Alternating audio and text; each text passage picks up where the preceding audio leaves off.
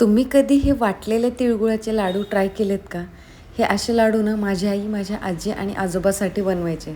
कारण ना त्यांना तिळाचे असे कडक लाडू ना खाता येत नव्हते ना, म्हणून ती तीळ आणि गूळ, शेंगदाणे यांना वाटून ती तिळगुळाचे लाडू बनवायचे. त्यासाठी काय करायचं इथे, की तिळं छानपैकी एकदम मंद आचेवरती छान भाजून घ्यायचे आणि एकदा तीळ भाजले, की मग थोडेसे एक अर्धा कप वगैरे शेंगदाणे घ्यायचे. त्यालाही छान ड्राय रोस्ट करून घ्यायचं आणि नंतर हातावर चोळून त्याची पूर्ण साल काढून नंतर त्याला पाखडून घ्यायचं आणि तिळामध्येच त्याला व्यवस्थित मिक्स करायचं. आणि मग त्याच्यामध्ये आपल्याला लागणार आहे गूळ. इथे मी प्रीमियमचा केशर गूळ यूज करते. हा गूळ डीमार्टमध्ये मिळतो मोस्टली.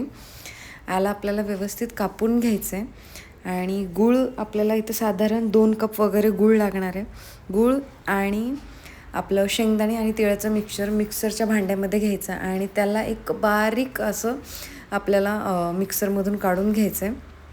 कन्सिस्टन्सी अशी ठेवायची की ज्याचा आपल्याला हातात एकदम लाडू वळता येईल त्याचा. कारण याच्यामध्ये आपण पाणी, दूध, तूप वगैरे काहीही घालणार नाही आहोत.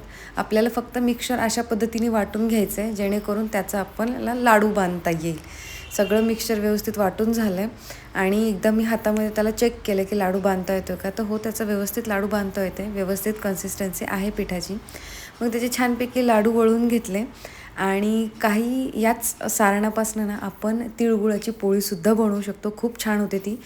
नॉर्मल आपलं गव्हाचं पीठ घ्यायचं आणि त्याच्यामध्ये पुरण जसं घालतो ना तसंच त्याच्यामध्ये घालून आपल्याला तिळगुळाची पोळीसुद्धा करता येते. आम्ही याचे अर्धे लाडू बांधले आणि थोडंसं सारण ठेवलं पोळ्या करण्यासाठी त्याच्या.